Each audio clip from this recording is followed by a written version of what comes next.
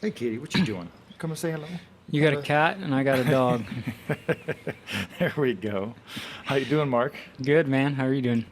I'm doing all right, man. I just got back from Florida for Reefapalooza, and man, it was just really interesting to get back in the saddle and just see everyone and see all the corals again. Just getting myself a little more centered here. Yeah. Was that the first real big reef show post-COVID craziness? What's funny is I guess my last big show was Reef Stock, the one that we organize, and that happened the weekend before all the lockdown restrictions started Oh, happening. wow. And there's been, probably a smattering of like smaller show that were very socially distanced and all masks on. I just thought it was so interesting that, the CDC guidelines got rolled back for vaccinated people the day before Reefapalooza or two Yeah. days before Reefapalooza. And, it was going to be really socially distanced and they were going to limit the number of people, which they still did, but then they made the mask wearing optional. So I just thought it was really interesting that the last big show was Reef Stock, and then the first new show was Reefapalooza. And usually I love Reefapalooza the most because it's a show I don't have to organize. Yeah, you can just go in and enjoy it. Yeah, and that's usually, preceded just by a month or two by Reef Stock, but this time it's been like 15 months. So it was very different, man. It was different, and a few new products. I think the companies have been changing their strategy on how they release new products. A lot of companies have used Reefapalooza and Reefstock and Macna and Interview to launch major projects to get a lot of buzz. And so this time there's some things I hadn't seen before or maybe just hadn't noticed. And I picked up the new Hanna nitrate checker. I love how it's like high range, but it's not like extra high range. It's just not the sub ppm version that they released, I guess, sometime last year. And then a new waterproof, I guess, 2 decimal place pH pen, also from Hanna, and looking forward to using that. But it was really, yeah, it was really fun. You said you were thinking about driving down, but you didn't say anything. Yeah. Being in Atlanta, it's a drivable distance, and I was half tempted to go, but had a lot of work and family stuff going on, and it just would have been too much effort to try to squeeze it in. So I was like, yeah. But yeah, it was tempting. It was really tempting given its location was drivable. Well, next time you're thinking about it, let me know, and I'll fly to Atlanta, and then we'll drive together, and that should make the commute a little easier. Yeah, be a little road trip. It'd be fun. One thing Um, that definitely struck me about Reef Palooza, and I guess I'd kind of knew this instinctively, but now I know it discreetly. There's a lot of companies, lifestyle companies, whose who count on income from the reef aquarium shows uh, more than just a supplement to their day-to-day business, their retail sales. And I know some of these companies, that's pretty much all that they do. yeah, that's interesting. So their online presence or their retail presence you're basically saying is heavily supplemented by showing up to all these different shows. So Heavily. thereby, this whole COVID thing must have done a number on them not Yeah, having that ability, I guess. yeah, and you really see that in the corals that are offered. I just want to let all viewers know that there are a lot of corals that are very affordable, almost free. Like there's lots of corals out there that are locally super abundant. Certain monoporas, orange cap, purple digi, milka stylo, some fast-growing acros that are practically free. Some stores don't even bother to like take them in as trade-in anymore, right? Because they're so common. And everybody's always focused on the hype corals, right? And they Yeah. didn't. And because we're only excited about, you know, $800 torches and $400 little chunks of, orange and green Montes, or, real showy LPS, people think that the hobby is really expensive, but that's just what gets the most attention, Yeah, right? I had the same thought this weekend. For one, you go to a lot of these coral vendor websites and you get like the sticker shock. And even on Live Aquaria, um, when you start looking at like their LPS section, right, and you sort by price, it's like $100 and up, and you're like, man, But then you go into their aquaculture section and sort that by price, low to high, and you're like, okay, you know, instinctually, I want to start thinking that things are getting crazy. But I mean, and I'm just using them as a vendor example because I think everybody's familiar with them. But then you start to see like, okay, there's stuff out there. I mean, if I was getting into it, there's plenty of cool, I would interesting say, corals. really experienced reefers like you and I, we know who to call, you Yeah, know? But there's certain corals that, like, if you took the time to frag them and put them on a plug, you wouldn't expect to, to get more than $5 or $10 at a store or at a trade show. And like the tech reviewers do not spend all their time talking about budget PCs, yeah. super entry level stuff, or, car reviewers don't talk about, $5,000, everyday cars by Tata Motors or something like that. And I really want people to know that yes, there are a lot of very expensive corals, but the very, hype corals from 10 years ago are like practically free. If you look at your local Facebook group or forums or whatever, like you'll find people who are just like trying to give this stuff away, like you, Yeah. throwing Or they away dump it in their backyard. Yeah. throwing away a big old colony of fox flame acropora. It's just like it's not even worth my time to chop it up and try to parse it out. Although that's more of a valuable one, but it just takes some work to get that into other people's hands, and I really feel like that's where the community comes in for getting the non-hype corals. Yeah, and sort of like what you said, you hit a nail on the head of like the stuff that people were really excited about maybe 5 years ago. Maybe you got to go back 10 years ago or more. That's the stuff that is affordable now because everybody's moved on to the new shiny thing. But people were excited about those corals for a reason, right? They were colorful. They were, interesting or exciting. There's something cool about them. So they got their notoriety for a reason. So, yeah, it's what you choose to focus your attention on, right? Like you can get mad about stuff that's out there and frustrated, and I certainly have. Yeah, Outrage. I do, right? The Instagram stuff drives me a little crazy, but then I remember like I have a choice in how I choose to react to that stuff and what I choose to look at, and yeah, I Yeah, mean, what coral vendor is going to really take the time to offer $5 frags of Anthelia, right. right?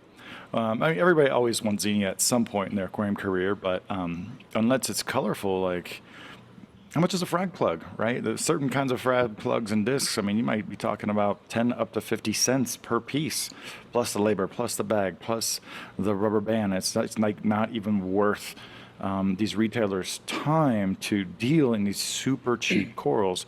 And, so I want people to know that, like, when I do my coverage of these reef shows, man, I'm just as guilty. I'm not sitting there taking videos of just normal zoanthids and just normal sticks. And first of all, acropora frags are just really hard to capture on camera without a really dedicated macro lens to photograph. And so that's one of those reasons, like, it's way easier to whip out my phone and have a little yellow lens on there to do a little video of like a 12-inch donut coral. And for those of you that don't know what donut coral, because I feel like some of our colloquialisms are getting lost, that's an acanthophilia, a meat coral. It's second nature for me. I'm like, yeah, man, I will film like 30 $500 acanthophilias because they're there and they're beautiful and they're super photogenic. But there's also a lot of vendors. One company that always has great deals is Hobie Sound Frags. I don't really know them that well, but I did feature them in one of my videos. And you're seeing that more, but it doesn't make the headlines. But there's plenty of vendors now who will have like a $20 section, a $30 section, or I think I saw one that was like 7 frags for $100. Like, there's a lot of good stuff. And one thing about the sunset monopora and the rainbow monopora and the Superman is they're gorgeous, and it takes a little bit of effort to get them super blossoming. And I would have to confess that I've grown all those corals a lot, but I've rarely had them like really, really shining the way some euphyllias do way more easily. Yeah, I mean, there's definitely some vendors that I've bookmarked that, I mean, they sell some of the expensive stuff, but I feel like they're also somewhat reasonable in bringing in some interesting stuff at reasonable prices, right? Hmm. I like Austin Aqua Farms a lot. You know, they bring in some cool Aussie LPS corals, and those are never really cheap, but I feel like the way that they price them is fair. Hmm. Um, you know, I've had good experiences with a lot of different vendors, and I also think that, you know, it's if you take the time to grow the coral, right? That's the other thing. It's like if you get into collectoritis mode, it's not good for your bank account. It's not good for But your reef tank. it's not, you know, and I see, not to jump into the Instagram thing, but I see these tanks where I'm like, what's going to happen when all these corals start growing, you know, because there's like Hmm. 150 frags in that tank. I saw an So, acro tank yesterday that was just like, they've been going for like a year or two, but someone's like always in there, always messing with it, always kind of rearranging or kind of replacing corals. And so, like, the growth form of the acros is kind of convoluted and twisted. And you can just kind of tell that things haven't been able to settle down. Not to mention, there's like 3 or 4 juvenile. Large angelfish species that are having quite a buffet of those SPS polyps. hey, good for them. So, But yeah, I really want to hammer it home, like, you know, a sunset Monty, a rainbow Montipora in perfect condition that you could probably find for like $10 down to free is gonna shine just as hard as a like a slow burn or a Jaegernaut or a Kung Pao Monopore, you know? And the same acro tank that I saw yesterday had a whole lineup of all those hype, you know, orange to green Monoporas, but they were all like 2 to 3 inches across. None of them had really like developed full features yet. Like they looked beautiful. They had awesome color, good texture, but there was like 15 of them. And honestly, from just like 2 feet away, they don't really look any different. You know, same thing with the Holy Grail, the Holy Grail torches. First of all, like that name, I don't even know if it means anything anymore because there's so many permutations I've seen just in the last 5 days. I'm like, which one's the holiest Grail? Because I'm not really sure. But you know, the real upside to some of these corals being mega valuable. Here's a perfect example, bro. I I'm like, I'm trying to figure out where to start. So there was an original UFO micromusa, had really small polyps, and it was only red and yellow, but really small coralites, almost half the diameter of a typical small micromusa. And so that's the real UFO micromusa. I just want to throw that out there. But there's a new UFO micromusa that's kind of, I would call it maybe like a rainbow UFO and has a little bit more of a black ring. You may have seen it. It's got a little orange, it's got a little green, it's got a little gray. It's really beautiful. The first piece I saw was in Indonesia. So it actually kind of makes me laugh when people say, oh, I introduced it to the hobby or I had it first. I'm like, well, I saw it in the islands, so I don't know who you got it from, but you didn't introduce it. But over the last 2 or 3 years, that has made it stateside, probably in Europe too. And you know, the first few pieces were like, man, I'm guessing like at least $150 to $200 per polyp. Which, when you're talking about a micromusa, like I can understand pricing blastomusas and lords per polyp because you know they're big, they're nice, you know, 1 inch across, you know, and fully inflated. Micromusa maybe shouldn't be charging per polyp, but like 2 to 3 years ago, it was like $150, $300 for a 2 polyp frag, right? And at the show, man, everybody had it, and they didn't have 1 or 2. They had like 5 or 6 or 12 or 15, and they ranged in price from like $50 to $75. And I was thinking about getting one, and I picked out a nice single polyp frag. Homeboy wants to charge me for every single little baby polyp because the coral's encrusting down. I'm like, are you serious, dude? You want to count 7 polyps, but only one of them is like a 1/4 inch in diameter. But the price is coming down, and I literally just looked at him. I'm like, you know what? I'll wait a year. I'll wait a year, and I'll buy a bigger piece for a lot less. I don't know, this fall or this time next year, you know, so you don't always have to jump on the hype stuff, man. Let somebody else grow it out, and don't break your bank. But that is one of the interesting upsides. Like you and I have been through these cycles of disbelief. when the watermelon 89 chalice sold for $400, when the first Frag Set Monte sold for $400, when the My Miami chalice sold for $1,500. And you know what? I don't know, 5, 6 years later, I picked up a 3-inch colony of My Miami for like $200. So that is one of the real silver linings of these corals that you can propagate. So we're not talking scolies and donuts, is that it really incentivizes the coral farmers to put them into intensive culture. And next thing you know, a few years down the road, it's everywhere. Sure, it might not be exciting, but it's still the same coral, right? Yeah, yeah, but then the new person comes along and is focused on the next chalice that everybody's excited about. But, if you took the hype away from it and you just laid these corals out in front of somebody that's getting into the hobby, I think that they wouldn't lean towards the hottest new thing probably. They'd be like, I like that really pink one, or, like they may gravitate toward different ones. So, I think it's important to always have a conversation with yourself when you buy anything, even outside of the hobby. Like, why do I want this thing, right? Like, what is it that's driving me to buy Excellent it? point. What is my motivation Yeah, for this? it helps, But I'm really lucky right now because everybody's got blued out tanks. And you know what kind of corals don't look good under blue light? Blue corals. Blue corals, blue lavender, non-fluorescent pink corals, like bird's nests and stylophora. They look just black under blue light. And so, the good old classic purple Tonga bullseye. I've got a nice colony that I've had struggled with a lot of shrooms, but that one has done super well in pretty bright light. I found a colony that just had this just sharp green edge around the purple rim. And I asked the guy, he had like 6 or 7 of them. He wanted $30 a polyp, dude.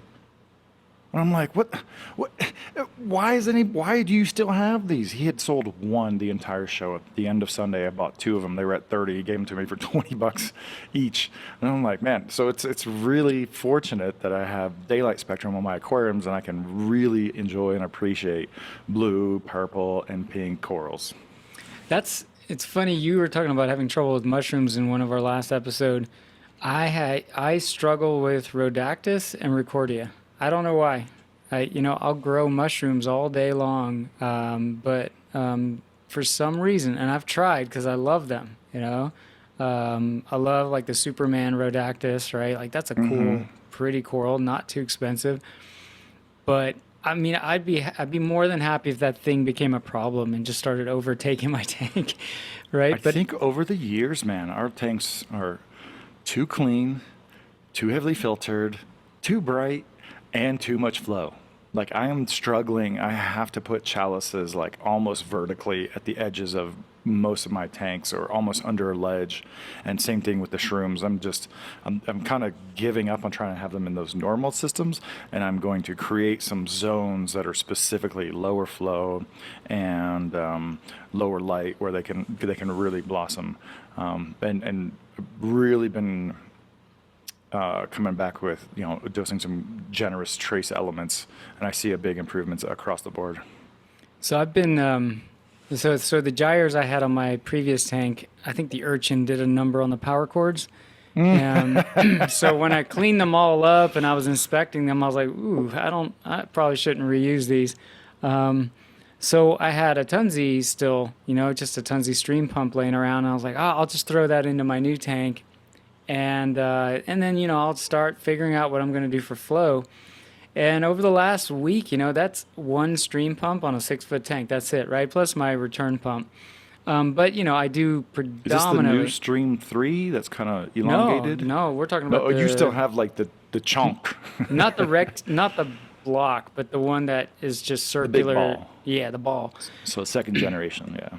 Yeah, and it's a DC one, right? And you can adjust the speed on it and all that. But so I'm just running that as an interim, until I figure out what to do. And but it got me thinking about our mushroom conversation and everything else of like, okay, so right now I'm running a pretty low flow tank, and yeah, the predominant coral is softies in my tank. I do have some SBS and stuff, but everybody looks happy.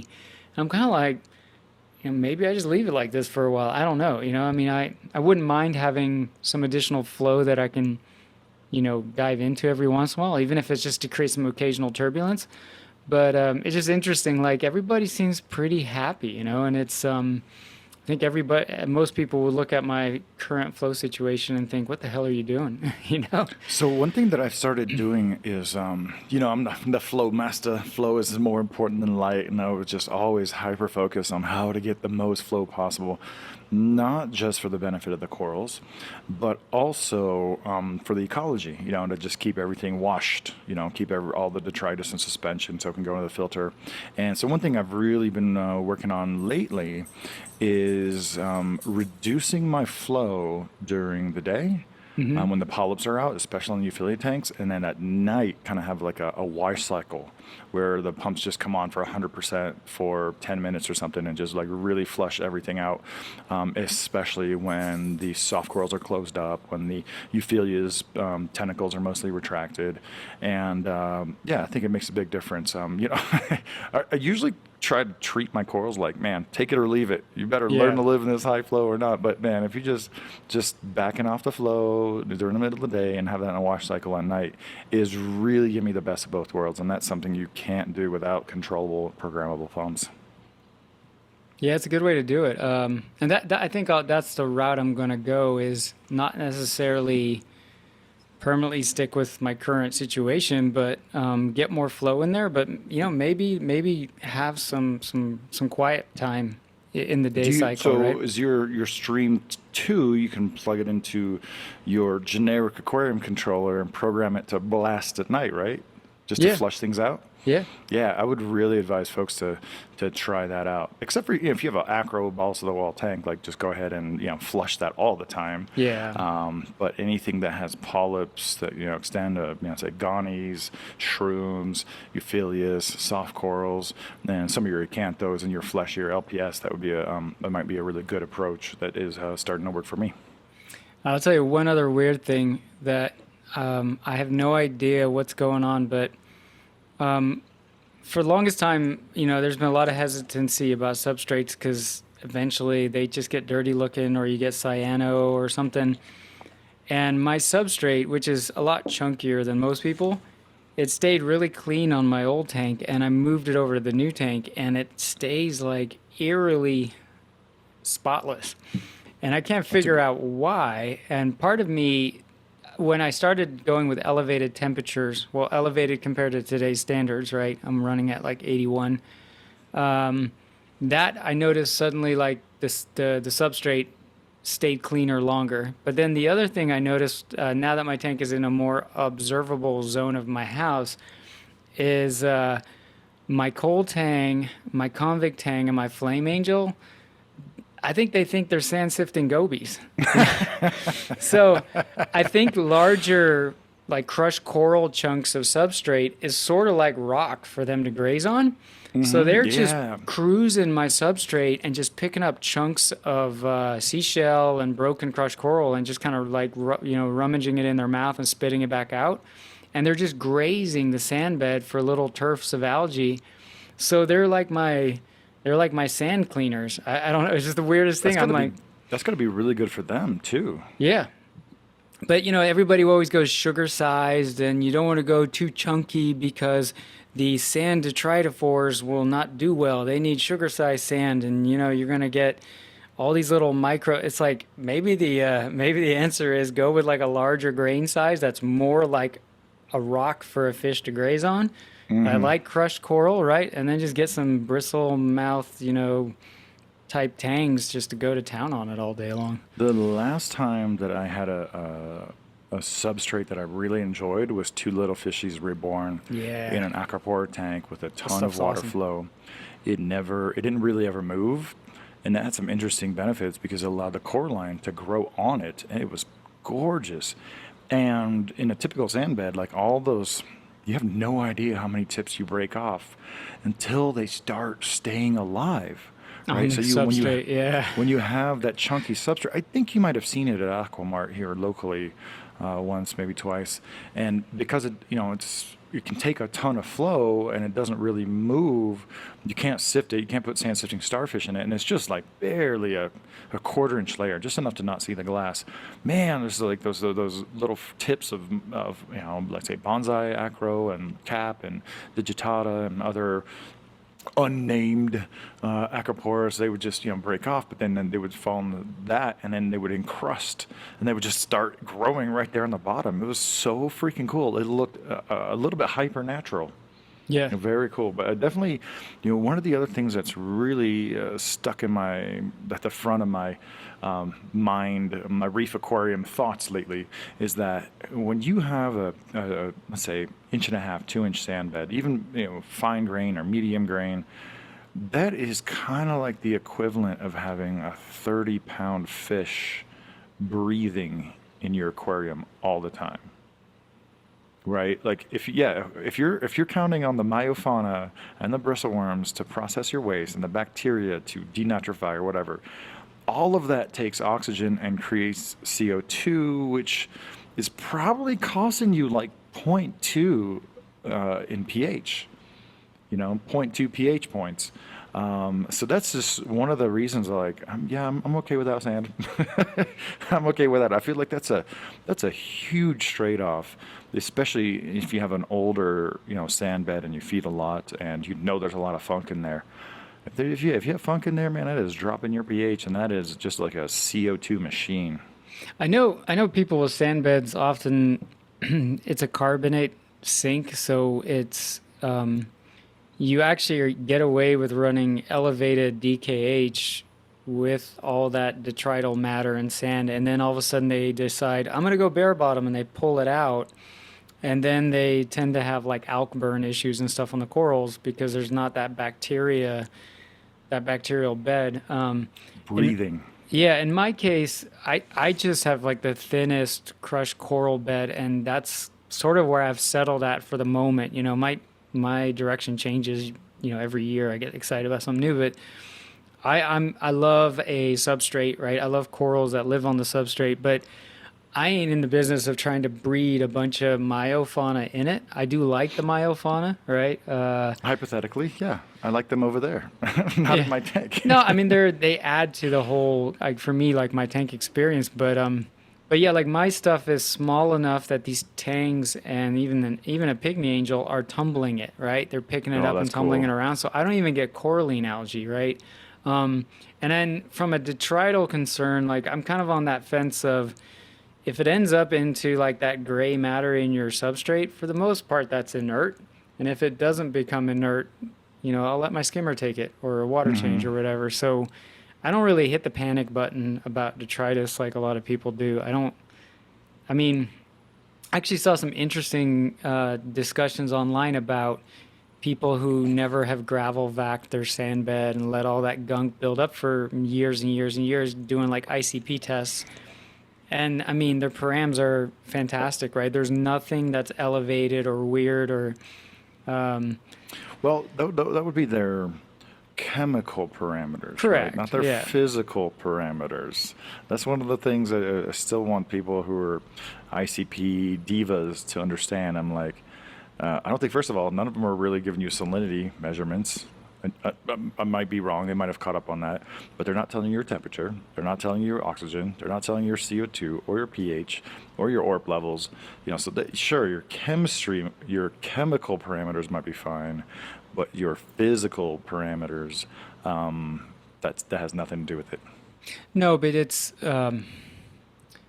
it's like that, the great fear of detritus. Like, okay, what are you afraid it's going to do, right? Elevate your phosphates or nitrates, or is it contributing to some buildup of trace element? Like, it's fairly inert, right? At that point, I don't know. I think we should table that one for a full-on discussion of substrates. But one thing I didn't tell you, bro, is when I was at Reefapalooza, I was almost, first of all, I'm very thankful to everyone that came up and said hi and said how much they enjoyed reef therapy and the content. I saw you wearing the shirt in some of the pictures.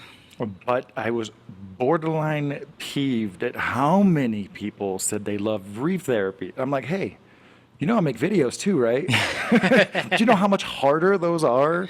Me and Mark have been doing these discussions, about reef stuff for like 20 freaking years. Should I just shut down the studio and we can just do audio stuff all the time? But no, it was cool. I guess it just really resonated with people and they just enjoyed the focused reef conversation. Not everyone agrees with everything that we says, but I think it's really becoming an important aspect of just getting people's reef aquarium creative juices and critical thinking flowing, and so that's really cool. That's really nice. But I just, man, if I knew, like, because we did this for us, right? This is our reef therapy, and if I had known like how much it would resonate with the reef aquarium hobby at large, yeah, I think I might have pulled the trigger on this a little bit sooner. You would have loved it, man. You would have loved it. You go to your next reef show, wear a reef therapy shirt, and you're like, people are gonna want to take pictures with you too. Oh man, that'll be weird.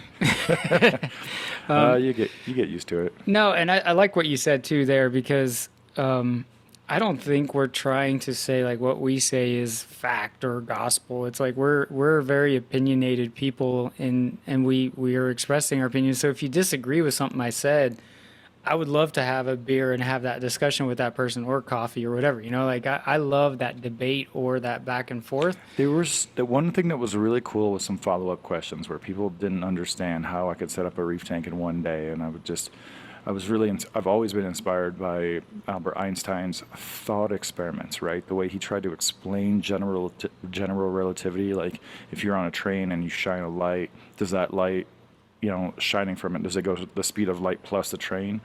It doesn't, and he explains why. And so this is, I pulled up a few thought experiments about water flow and setting up a tank in one day and acclimating your corals. I'm like, do you think corals are acclimated to being out of the water for 2 hours when they're harvested? Do you think they're acclimated when they get back to the facility? This is not Australia. Australia, they keep their corals in the water, but still, it's pretty rough. There's no acclimation all along the way. You can't acclimate a coral to get harvested from the reef or even a coral farm. It just gets pulled out and then gets put into a new tank, and it's just kind of funny how much more delicate handling these corals receive the closer and closer they get to the consumer. I think there's still a lot of mystery deaths that occur sometimes for your average hobbyist, right? Maybe somebody more experienced or have access to a microscope can get a more definitive answer about something that happened, but you still have some mysteries around RTN or STN or and so I think that kind of mystery and that why did that coral suddenly just up and die on me, that sort of perpetuates that whole kind of, handling them with kid gloves, or what's a good analogy? Like being so delicate with them. One thing I would say is that when I'm experienced, so I have probably about 1,000 corals, and I came back from Reefapalooza. I've been gone for 5 days, and one of my Indo lords that I've had for, I don't know, 8 or 9 months, he's got 2 polyps missing, and the other polyps are pissed off. He's been in the same spot for like 6-7 months. I haven't done anything in that tank. All the corals are juicy. When I have something like that, I don't think of the system. My first thought is not the system, it's that coral. There's something with that coral that's wrong. Maybe something's boring into it. Maybe something stung it. Maybe something bit it or is grazing on it. I don't freak out, man. Now I'm just like, if you have if you're a more typical reefer and you have, say 100 or 200 corals, you should expect 3 to 5 of them not to be on the same, thriving page and program as everything else. Right? It's just a numbers game. And the first couple years of doing the studio, man, I'd be up at night thinking about that coral or that clam or that anemone that got away. I'm like, what's going on? And now I'm just like, okay, it's 1,000 corals, 990 of them are just balls to the wall, just doing super duper awesome. And just need to like tone it down a little bit and just relax, and just don't freak out about little algae. Don't freak out about little aptasia. Just have a plan. And usually you have plenty of time to make a plan, but definitely one whole episode I'd like for us to do is all the ways that reefers overdo it. because I feel like there was way more harm being done by people reacting to what's happening in their reef tanks. I love how this entire conversation is completely deviated from the two From what we topics that plan we're to talk about, yeah. Yeah. Well, I think it's like we have a topic, but then, we haven't talked to each other in a week, and 2 weeks. 2 Took weeks, a week off yeah. last week, yeah. And crap just happens where I'm like, oh man, I want to bring that up with Jake. Like, This. like watching That's- my tangs, act like they're sandbed cleaners. Like, what in the heck? And I'm like, You I'm know gonna what? tell That's Jake about that. a perfect time to tell you a very fun anecdote that was just recounted to me yesterday. His name is Gene. He's a store owner in Florida. He's working some very exciting stuff, and we're going to be talking about that in the future. But he noticed that tang poops, tang fecal matter, fecal pellets, were all building up in one place in his tank. And I was like, oh, yeah, that's no big deal. And, it happens in my tank. It's just the way the flow goes, and it just kind of builds everything up in that spot. And he said, no. He said, I have a couple of Tomini tangs. He called them flame fins. Always funny, hear the regional names of different fish. He said he set up a camera on several different tanks. And in 2 of those tanks, he had the Tomini tangs. And he noticed that his Tomini tang pooped the exact same place every time. 2 different Tomini tanks, He's 2 got a different litter systems. box. That's What awesome. is that about? How does that translate? And he's a theoretical physicist, right? And it's really refreshing to talking to someone like that, because they already have a critical scientific inquiry process in their mind, so I don't have to ask them a series of questions to determine whether or not they were accurate in their observations. But yeah, I was just like, how does that translate to the wild? Like, why would a Tomini tang in the wild kind of poop in the same place? Yeah, I don't know how much of a turf that they have in the wild, but I just thought it was really interesting that in 2 tanks, they were both pooping in the same spot. So maybe they just realized, like, we're stuck in this box, so why don't we just make that the poop corner, and then this will be the where we chill, I would love to learn if this is a thing across tanks. I have Tomini tanks everywhere, but I had a ton of flow, so I don't know how much that would help here. But all right, back to Reefapalooza. Yeah, let's do it. That's gonna segue us into kind of a larger, broader topic, man. And I was just back to the vendors really using the conferences as a marketplace. You can tell that they're bringing out some fire, not actual fire corals, but hype corals for the show. Because man, there was like, I don't even know how many acanthos there were. And they were all like, none of them were solid red with a green mouth. None of them were just like a classic normal acanthophilia that I used to retail for $79 back in 1997 at the fish store. That may or may not have sold. I mean, so many of these vendors, they would have 5, 6, 10, 12, 15 acanthophilias, and I don't even know how many 12-inch open polyps of acanthophilias there were. I'm like, I love those corals, but I can't spend like almost an entire reef tank on one coral. One nano reef is probably about $1,000 to $1,500, but the prices they were coming down a little bit relatively, right? So you could see some smaller ones for like $400 or $500. That's still not my kind of coral to spend money on. Like, I love that coral, but I just have to wait for Papua New Guinea to reopen, and I'm just gonna go collect my own. Hopefully they have some nice ones in the PNG. But yeah, that was really cool. Like, tons of Cinerinas, tons of acanthophilias, crazy trackies. I picked up a red Cycloceras for I think $150 or $200 from that's Jono's good. Reefs. And I was like, God, I know some places that they'd have a 4-figure price tag on that thing. And it was, that was on Sunday. I get some of the craziest corals that I get. Well, I'll get on Sunday after it hasn't sold on Saturday, so I can, do a little hustling, a little negotiating, and yeah, those corals are going to be shipped to me tomorrow. Oh my God, I got a pile of corals. I was I going to ask actually went about through all that. my receipts on my phone, and it wasn't as bad as I thought. So a lot of these vendors will just ship them out to you. You don't have to No, take no, them on no, the no. plane, or I could take them on the plane, but that's a hassle. And I have done that in the past if I know I'm going straight home. No, I went to spend some time with Chris Meckley over at ACI, got some corals from him. So I brought the corals to him and we just let them all out. And so he's shipping all Oh, that that's stuff cool. into a big bundle later on. So yeah, definitely some good time with Chris Meckley. He's doing some good stuff over there. Is really focused on aquaculture, and he's got a very large. Was it like a 6 foot or 8 foot by 12 foot times 3 or 4? Huge tanks, and he's been using the Coral Care LEDs, and I think that's a perfect setup for the next thing I'd like to talk about, and that is just kind of like light field, light distribution, and the uniformity of aquarium lights, because the worst kept secret in the industry was the Neptune System Sky LED. I know it's been in development for a long time, but finally got a good look at it this weekend when it launched. Yeah, I I didn't get to see it in person. I just saw everything online and watched all the videos, and um, I don't really have a bad thing to say about it. I think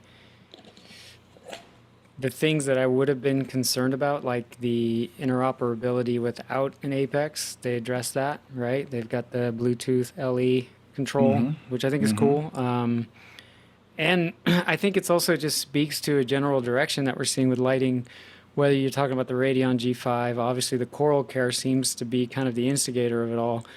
And then you've got this light, the ATI is another one. But they're going for that diffuse panel light where, you may not have as much heavy PAR coming out of it, but the PAR it does deliver is consistent and distributed. Very much, in my opinion, I'm not a light expert like you are, but it seems like they're chasing kind of that T5 vibe. There's a certain fetishization of the uniform light field. And I ran one of my tanks over here with Radeon Gen 4 Pros with diffusers, and it was not my favorite tank. And I swear it was like right before I left for a trip, I just pulled them on off, just like totally just spur of the moment. I'm like, oh my God, I like that brightness. I really like that brightness and the contrast that comes from hard shadow. I think And I think you and I are, and a lot of people out there are metal halide fanboys, and stay with me on this. Um, because I wrote a thing I think on Reef Builders many years ago when I first tried LEDs, and I struggled with some harsh shadowing for very overgrown corals that I had, and so then I added a build my LED light bar, right? That was a I cool remember company, that. I by the way. remember that, yeah. But the idea being like I'm going to backfill some of those harsh shadows, and so interestingly enough, the next tank I set up was at 225, and I went with an ATI Sun Power with that kind of ideology in mind. Diffuse flat light everywhere, and that was my least favorite tank. So So, here, go ahead. I was Continue. just gonna say, I think the research is in having like, hey, like let's not create too many shadows. Like, let's make sure that a coral can grow in every corner of your tank. I agree that makes logical sense. And on paper, like if you're like, I'm gonna design the best tank to grow the best corals, that might be one of those boxes that you check. But it's one of those where at the end result, I'm not so sure I would like that appearance. I know Neptune does some of those little glimmer shims things to add glimmer lines, which I think is a neat addition. But yeah, I mean, I agree with you. I think the contrast and the shadows that they add to mention to a glass box full of corals that Yeah, I yeah. miss, you know? I would like to take a moment to just describe the Neptune System Sky LED. It is essentially a concentrated coral care, right? So it has a smaller footprint. It has a little bit more power. It has fans, so it loses some of that hyper durability, but it also sheds like 12 pounds off the 14 Which is pound huge, model. yeah. One curious element about the Sky is it doesn't use red or green LEDs. It uses Really? amber and cyan LEDs, right? So that so instead of having a solid red or solid green, basically it's a phosphor doped LED to just push the white into that orange spectrum or push the blue into that greener spectrum. And I never questioned that Neptune would release a light that would look pretty freaking good over an aquarium. And I have zero reservations that it will grow coral. It'll grow the hell out of coral. Um, the I'm not sure how much I should quote Terrence because I was asking him if they didn't really mention this very much in their press release, but there's one photograph where you have like the exploded view, and you can see that there's like an acrylic panel in between the LED panel and between the diffuser panel that is the secret sauce of the coral care. And in the marketing material of the Sky LED, it says patented light engine or something. I can't remember exactly the actual verbs, which it kind of matters when you're talking about specifics, because I'll get grilled if I get one little detail wrong. But it's almost like kind of a fiber optic effect. They want to say fiber optics because it sounds cool, but it's more of light pipe effect that helps to really spread the light out before it hits the diffuser. And what else? Oh, you mentioned the shims stuff. And so I guess, the only thing about the coral care that I'm surprised in relation to the cost is like the Mitris LED has been around for 8 years, 9 years, and it had 9, 10 color channels.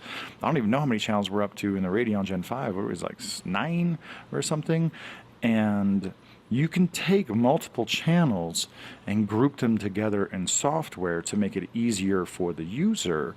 But when your hardware only offers 4 color channels that you can tweak with, you can't. I overheard people confirm one of the reservations I had about the light is that you can't get that super pop, right? When you really want to push it into the deep end of the spectrum. But that's really a personal preference, right? At full daylight, the tanks looked amazing. And I think the amber and cyan choice, there was a photo mode in there that I'm pretty sure was inspired by some conversations that reefers have had, and that really worked. Like even without a filter, the photo mode, you're able to just really take great pictures of the tanks that we're using the Sky LED. But yeah, I have no doubt that it's going to grow corals, but pricing it just a little bit more than the competition with arguably fewer control channels and less access to some of the specific wavelengths. Like, all right, here's a great example. And we're power users and you get used to the light you have. I don't like blue LED so much. I always turn that one down just a little bit compared to royal blue and violet and both shades of UV. I like to push it a little bit more in the purple, and that's how all my lights are. Granted, if I get a sky and I put over tank, you get used to whatever light you have.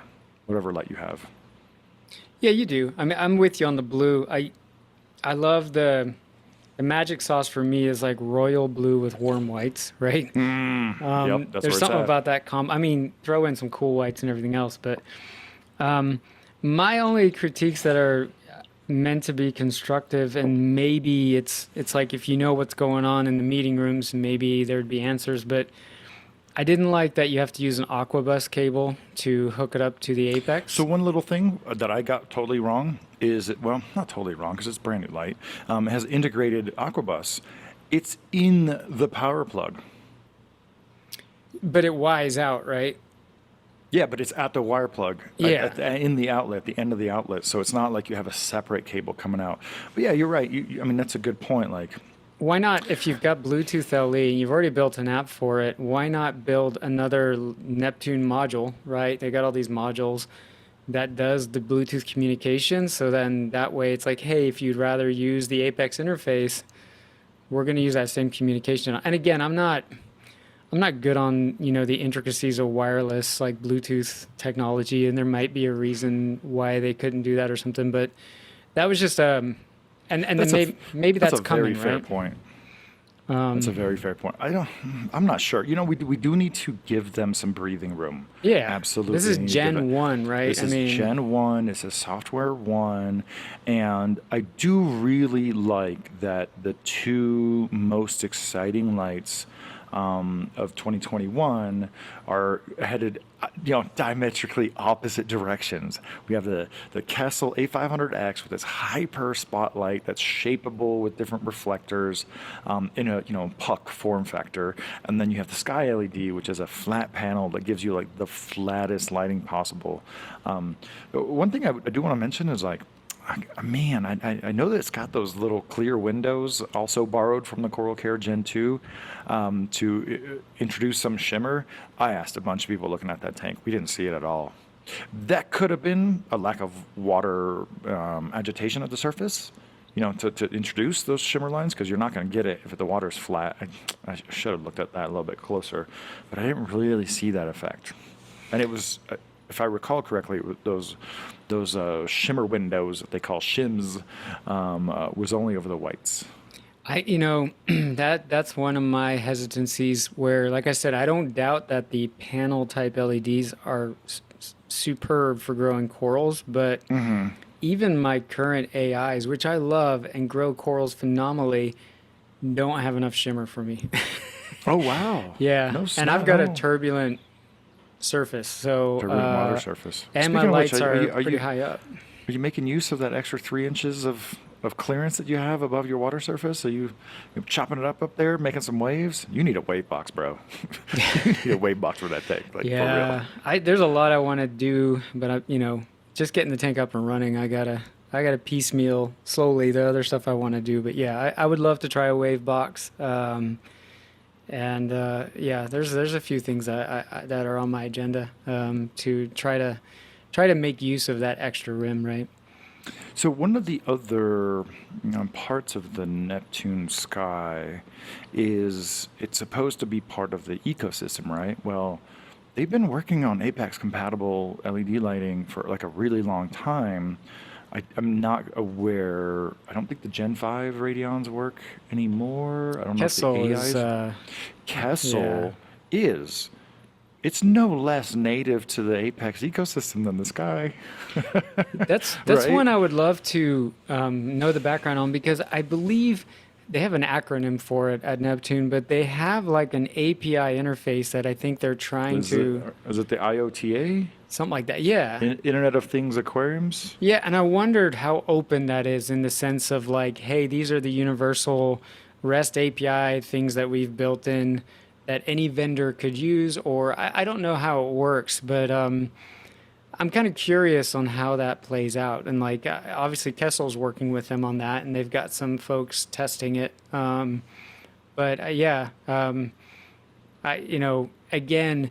I think a lot of people feel like Neptune's a walled-in garden, but I don't know the whole backstory on that, because if they do have some type of API interface that vendors can opt in to work with, then are they really doing a vendor lock-in, right? Are they Man, really I think for the walled-in majority garden? of these Apex-ready devices have been just not much more than 0 to 1 to 10 volt control. Yeah. I know the new Kessels, they have that digital control, so that's very different from the previous generation of Kessels.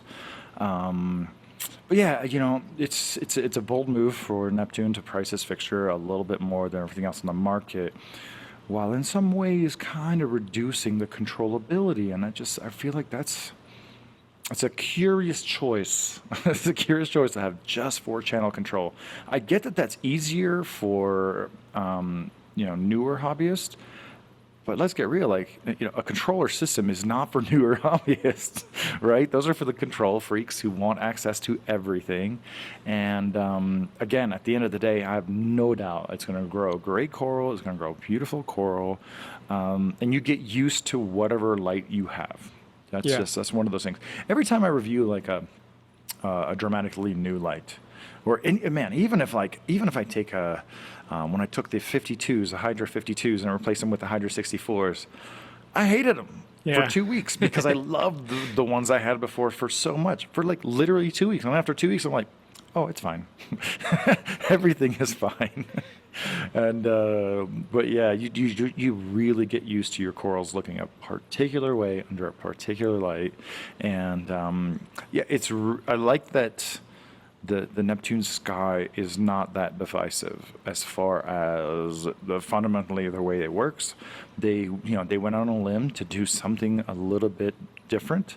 There's a lot there from the coral care, so it's not that innovative per se. But the coral care is not a light for the masses. No, that's for like a coral farm or something. I Yeah, mean, it's if for you the want to commercial thing. put So they, what is it, like 20 pounds or something, it's a beast. I mean, I think they went from 18 to 14 pounds, right? So it got a little bit lighter, but man, that thing's a beast. So, but it's really gonna get people thinking about light fields, or you know what?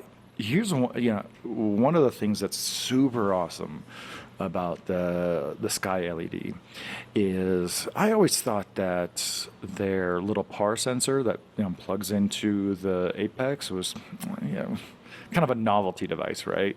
Because as soon as algae grows on it, like there goes your reading. I feel like that should have a clear lens cover, so instead of cleaning it, you can literally just pull it off and put a new one. It's what $2 for a little molded acrylic part that you Yeah. can take out and clean properly, but this could be like the real ace in up their sleeve is helping new reefers really measure how much light is on the tank, right? Because famously I've railed against points measurements of PAR because they don't tell you enough.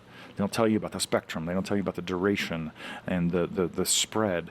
But if you had one or maybe even more, I don't know if they can support more than one of those PAR sensors with the Apex unit, all of a sudden now you can actually really measure the light throughout the day. I mean, even counting glitter lines, counting your moonlight, counting how you change the spectrum.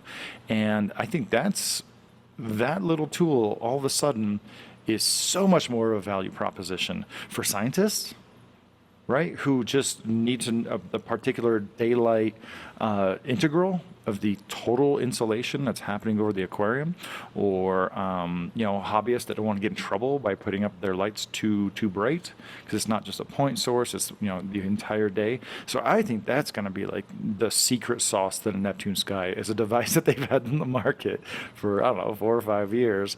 The synergy between the PAR sensor and the light itself, that's going to be very, very tricky because I don't think anyone's close to offering something like that right now.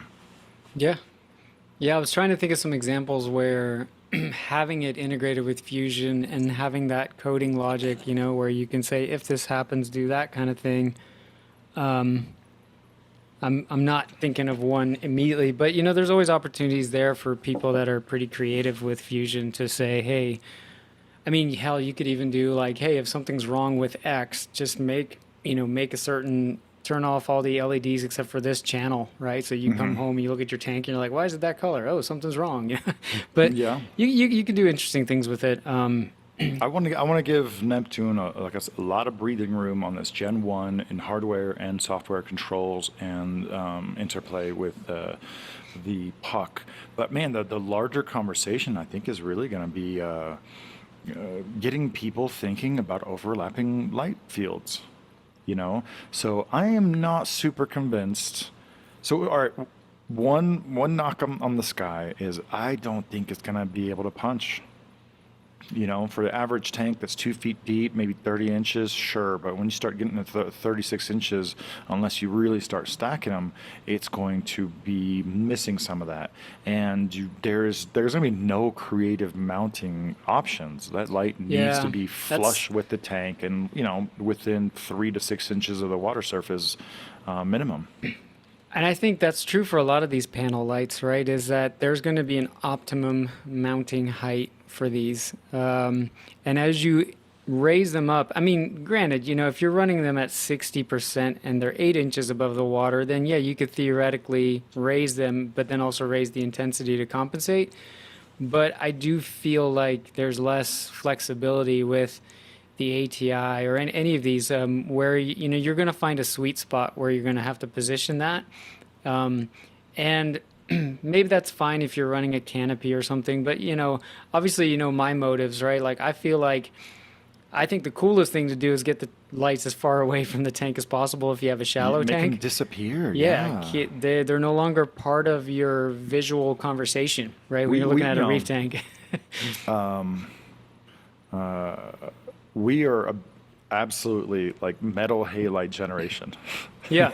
We got to dabble with power compacts and We grew up with the VHOs old Cora and the Life pendants. T5s. Remember the Oh bell? yeah, of course, of course.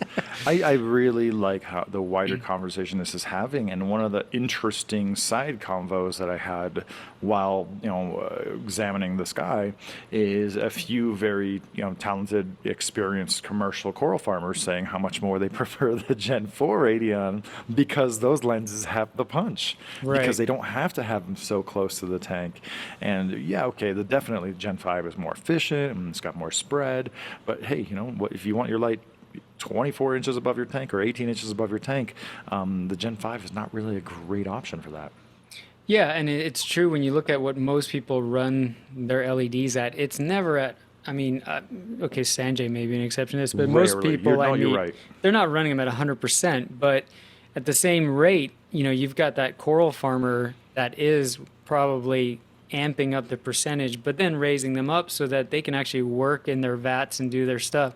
The ATI panels look awesome, right? Again, they're not my cup of tea, but every time I see them on a tank, it's an 18 by 8 inch My square. so my only reservation, man, It's like, is they've gone to the extreme yeah, they're too big. immediately. The first distributed lighting panel was arguably the Triton Lonnie LED. I remember those, yeah. Yeah, it was like That's what it 20. reminded me of. That was the granddaddy of all these things. Not to mention that other people didn't have the idea, but it used just the primary optic. It didn't need a diffuser. They were running, I don't know, 1.5 watts, and I think it was like 18 inches squared, just a solid slab of aluminum. It didn't need a diffuser, but it still gave you that shimmer. It still gave you that punch and that brightness bouncing off your corals, bouncing off your fish, and so it's so funny to see, the all these panel lights go to the deep end of the pool when it comes to diffused distributed lighting. And I think, like everything, once you hit the extreme, then you dial it back a little bit. Yeah, it's like I said, sometimes if you optimize everything for the best possible whatever, then when you piece it all together, you've got a reef tank in your living room that's, I don't know, doesn't really aesthetically please, right? It's like you're getting into science project territory. Like that's not what I'm after, right? I Harsh shadows, yeah, that's something you may have to contend with, but forget that there's a yin and a yang, right? The upside is there's contrast, there's depth, right? The glimmer lines, Yes. like Yes. I mean, some And there's people, punch, yeah, punching down into deeper tanks. And there's so many dimensions to this conversation. Not even about color, not even about spectrum, not even about photoperiod, but just light distribution. And it's fun. It's really fun to see the LED lighting market get to a point where we're talking about all these different opposing ideas about how to do this stuff. It's a really exciting time for LED lights, for sure. But I yep, think I that super flat look. I had some T5 tanks. I grew that, but Jesus out of acros. But I like my glitter lines, and I like my hard shadows, and I like my brighter reflection off the coral from a more directed light source, personally. yeah. Like I said, I had 880-watt bulbs over my 225, and I will say that was probably the best acro growing fixture I've ever owned. But I would never go for that look or aesthetic ever again, just because it was boring. It just But had no I am character. not sure that. Personal opinion. Sorry. I mean, No, you don't know. No, I'm right there with you, man. The T5 look can look really amazing as far as color, but that's just presentation. It's missing something to me, and I might really defer. It's so subjective. We're really firmly in subjective aesthetics territory. But when it comes to the overlap and like trying to fill in the three-dimensional branches of complicated acroporas and montiporas and other branching corals, I'm not sure that that super diffused look, as diffuse and as flat as possible, is going to be better at all or significantly better than just having four smaller LED spotlight that will give you that punch, that will give you the glitter lines, that will give you those, those contrasty shadows. Obviously, that depends on the coral itself, right? When it's a 1-inch frag, of course, it's going to do the same thing. But as it grows, how different is that going to be? Yeah, and there's so many other factors too. What is your aquascape? If you got a wall of rocks and it's a very vertical aquascape and your corals are going to grow outwards over each other because it's like a staircase of corals, that's one thing, right? But if you if you let the corals be the aquascape and you go for less rock, more kind of a minimalist approach, shallow water tanks are real popular these days. Like that all changes the calculation of the equation, right? Like it's just a different factor that you have to consider. Um, And what are you replacing, right? Like, I mean, yeah, if you go from a T5 fixture to a very narrow beam point source light and you have like 5-year-old corals, they may not adjust the way you want, right? That's another factor is like, how are you going into it? But I would rather chase a certain aesthetic, I guess, a certain Aesthetic, yeah. yeah. And that's not even a conversation to be had with someone who's been reefing for like 1 to 3 to 5 years. They're still trying to just get their fundamentals down, learn their basic arithmetic of reefing, and we're like beyond that, like, oh yeah, corals are going to grow just fine. Now, how does the entire reef tank look?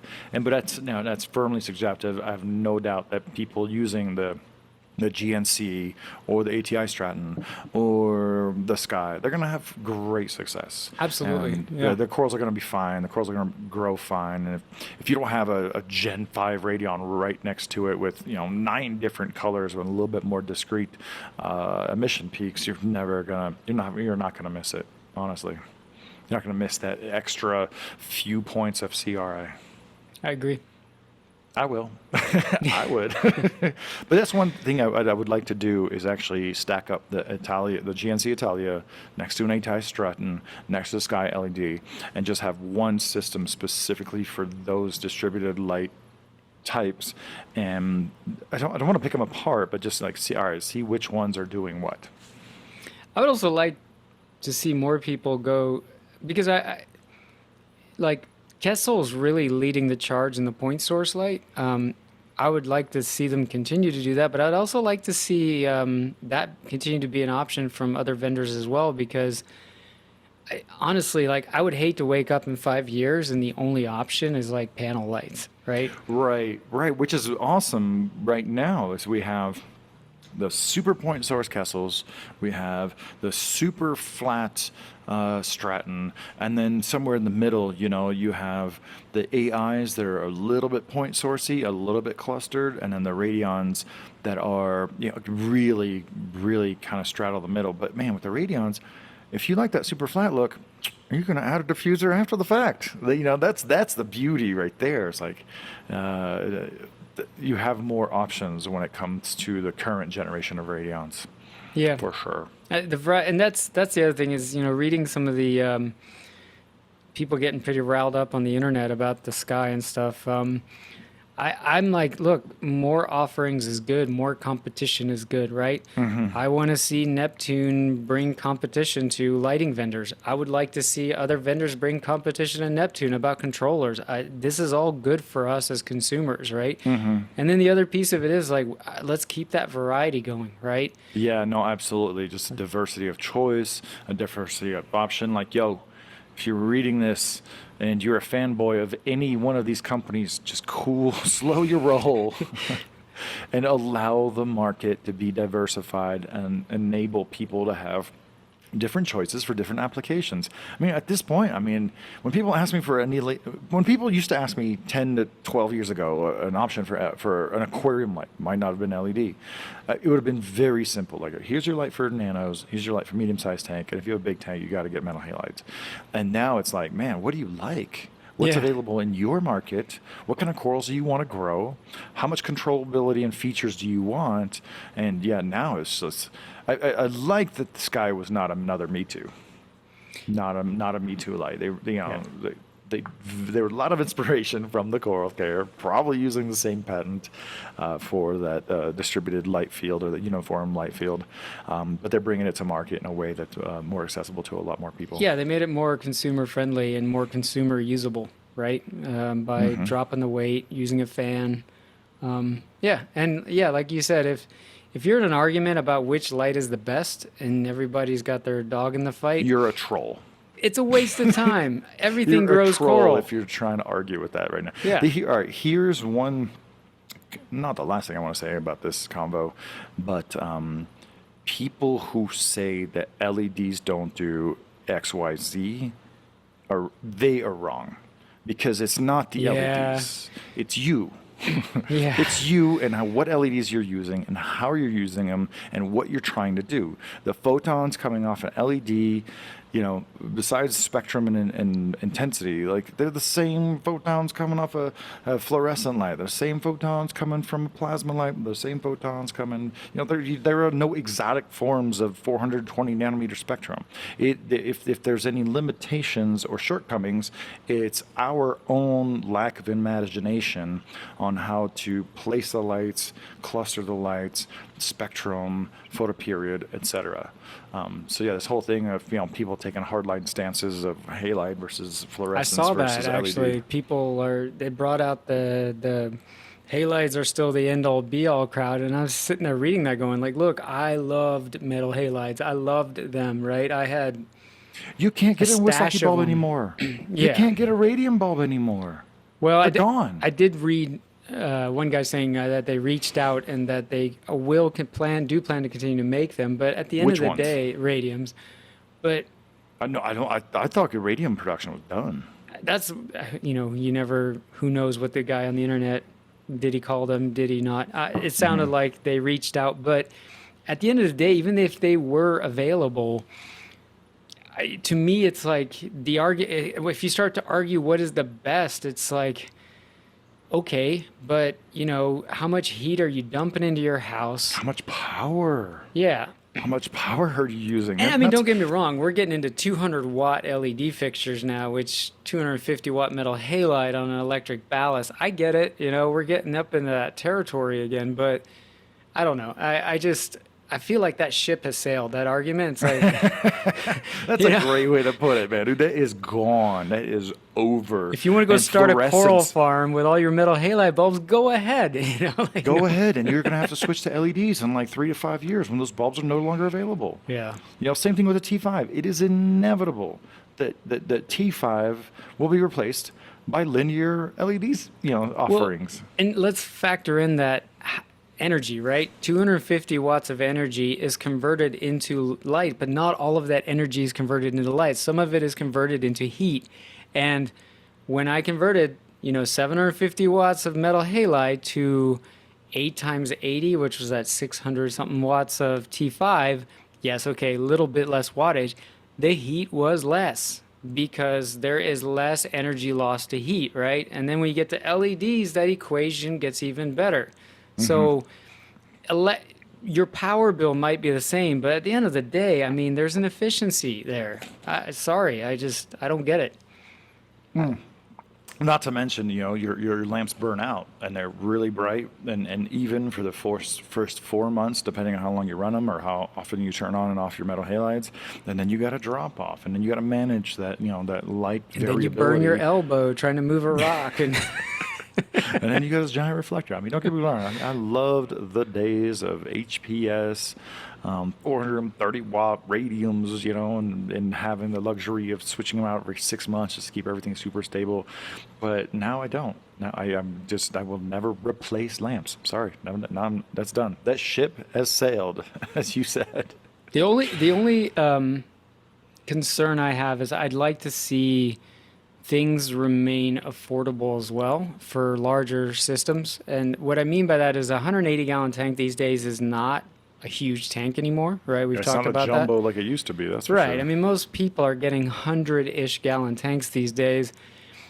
You know, nothing, I don't think, I'm not going to sit here and say that the Sky or the Radeon are overpriced. I don't. I think what you're paying for, you know, like I think at the end of the day, it's fair. And if you're going to call one out, you kind of have to call them all out. But I do like the idea of just still having something in that $400 range available for folks. Um, I do think you can light a, let's say, a 6 foot tank with three AI 26, right, or 32s, I Yeah. guess, right? No, I the think you can story have a was nice that, reef man. tank with that, They were but using three 52s, not even 64s. They were using 352s. It's a very dimly light, like a 3 by 8 foot tank. They had mhm. lights way up, really blue, you know, a little bit of punch. And it's like, all right, it's not going to grow acros, but it's going to be fine. And, you know, for those people looking for affordable lights, just look at the previous gen. Yeah, that's true too. You know, the early adopters will let off some lightly used 1 or 2 year old, you know, formerly top of the line lights for half price, and that's where the value is at. Like, those lights were all. I mean, nowadays, on pretty much all those lights have practically a 10-year lifespan, unless you're driving them, you know, full bore, like Dr. Photon. Like Photon Man, but yeah, you're gonna get a lot of life out of them for sure. Because I mean, I can see the ballast metal halide argument there, right? Three ballasts, some bowls, some reflectors. You can light a 6 foot tank for an affordable price. But then when you start talking about $3,000 to light up a 6x2 tank, you're going, okay, that's costing as much as the tank, right? So that's where I would like to see, you know, I hope in the future there continues to be that availability or options to do that. Even if the, you know, I mean, this is maybe dumb and some vendors going to roll their eyes at me, but it's like, keep making your older gen ones and drop the price on them or something, right? Like, so you don't even I have to go think to a there's used a market. the Gen 4 Radeons were available for so long that a lot of people really fell in love with them. They Yeah. got used to using them a whole bunch of different ways. I think that would be celebrated, to Yeah. be honest. Like, you don't even have to update LEDs, man. Get some bargain LEDs. Get some of the old gen IC chips. We know we got chip shortages happening across all this stuff. Just get the older versions. Start, you know, bring those back. But you know, I don't think that the molds for those lenses are still accessible Yeah. or whatever. And so it's there's a lot of logistics involved with it. But yeah, I think it was overall it was a very good session, and you know, definitely, you know, you and I, we got to meet up. I mean, you're gonna be out here 6 weeks or something like that. Yeah. Something like that. Yeah, hell yeah, man, that's gonna be fun. But we need to do like a live session, like literally at a reef show. That'd be so much fun. And talk Set about up like a what we, booth. yeah, with glass panels. People aren't bugging us. And a beer Um, fridge. All right. Well, hopefully Ryan does a good little editing job. I was literally just putting a pin in this entire session, and I want to thank everybody for tuning in. Make sure to subscribe on YouTube. We are going to be moving this to the official Reef Therapy YouTube channel in the future, maybe gradually.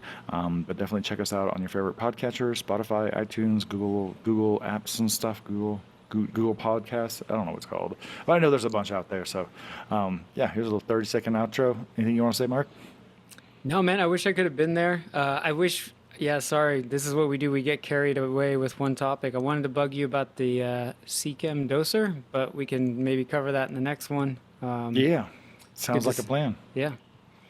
All right. Well, thanks everybody, and we'll catch you guys for another session of Reef Therapy next week.